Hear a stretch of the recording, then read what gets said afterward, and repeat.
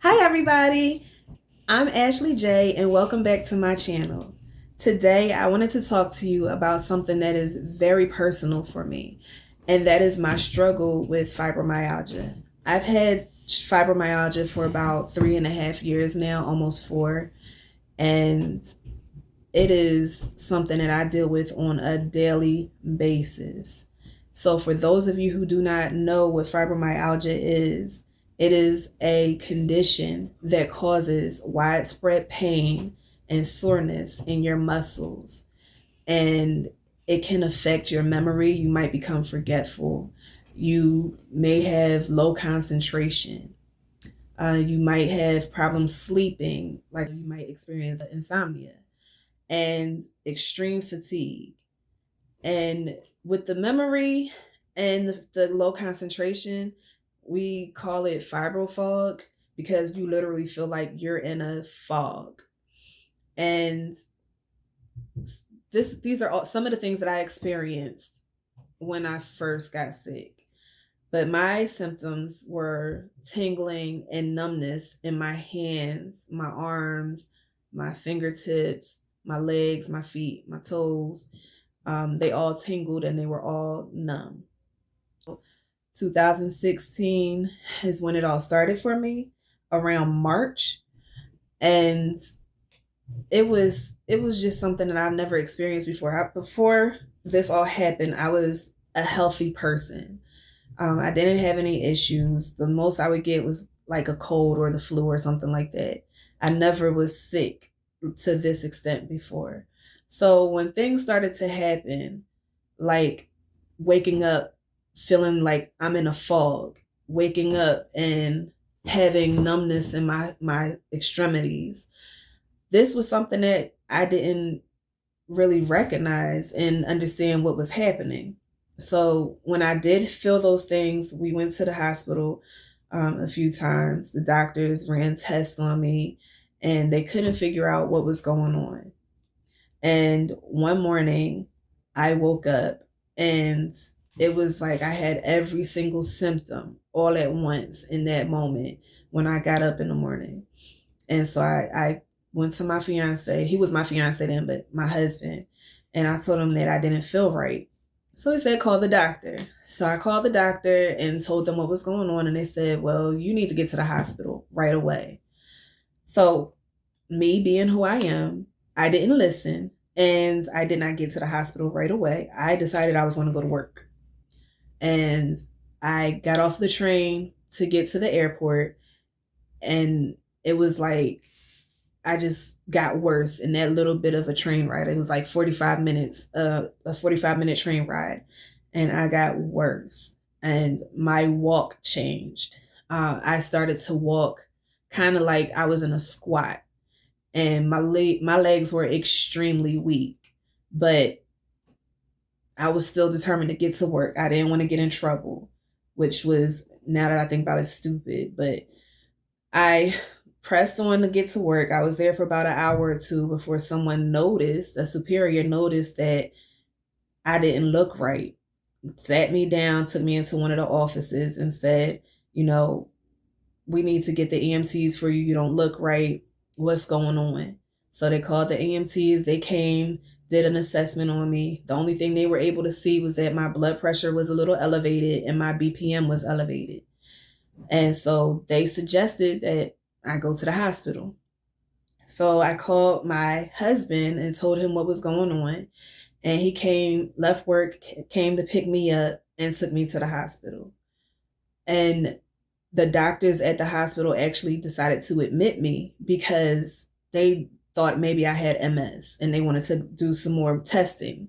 So while I was in the hospital, had various tests ran on me and they all came back negative. Everybody is bewildered because you can look at me and see that something's wrong, but nothing is showing up in the test that they gave me. So the attending doctor, he referred me to a neurologist that helped his daughter. And so I started to go to this neurologist and again went through a battery of tests and he didn't know what was going on. He couldn't figure it out either. And So my husband and I decided, you know what, we're going to conduct our own research. And so one morning I was resting in bed and he came to me with a sheet of paper and he said, "Hey, check this out." And the paper had all these different symptoms and that it was listing, and it was pretty much everything I was experiencing at the time. And I was like, "Wow, this is it." And he said, "Well, this is something called fibromyalgia. You need to look it up." So I pull out my phone and I look it up, and I'm like, okay. Back then, it wasn't a whole lot of research on it, but I was like, some of the stuff that I found was like, okay, this is what's happening. So we presented this to my PCP, and he said, "Oh yeah, this seems like something that this seems like it's going to work." Now, by this time, I went through about 4 or 5 different doctors before we got to this point. And when I tell you the frustration I experienced, it was extremely frustrating. And then for us who are not medically trained to figure out what was going on with me, it was like, wow, I should have been the doctor, because I'm paying you guys to figure out what's happening to me and you couldn't. So, with all of that aside, we decided to go ahead with treatment, and the treatment that I started was the doctor put me on antidepressants, and he put me on muscle relaxers. And we discussed that fibromyalgia comes about. It's some type of trauma that your body experiences. It could be as small as a cold, but it's some type of trauma that your body is experiencing that sets it on, and stress. At the time, I was planning my wedding. I was in undergrad and working and just doing a lot, trying to figure out how to pay this, pay that for the wedding, what everything. I was on my own, doing everything on my own. And I was under stress, but I didn't think that I was under that amount of stress for me to get sick. So, uh, we worked with the doctor. Um, Eventually, my mobility came back. Right around the time of my wedding, I got married in May, and there was a decision that we had to make because I was so bad off that maybe we should postpone the wedding. But I said no. I'm going to get married, and on May 1st, this is our wedding date, and I'm going to push through, and I'm gonna do this. And I walked down the aisle that day with heels on with my dad. And so it was a great accomplishment for me, and went on my honeymoon. Didn't have any issues on my honeymoon until I came back home, and I went right back to where I was before I got married. And this lasted for a year, and up until a month ago I was doing pretty good.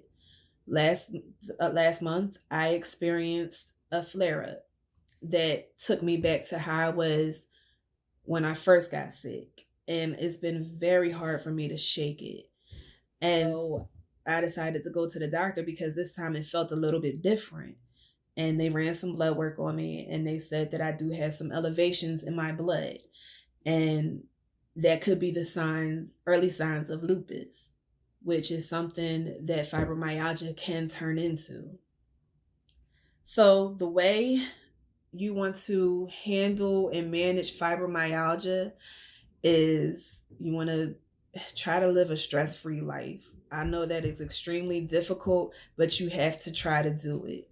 And you also have to exercise, do some type of yoga or Pilates, something to stretch your body and help you keep the stress down, and take the medications that your doctor gives you.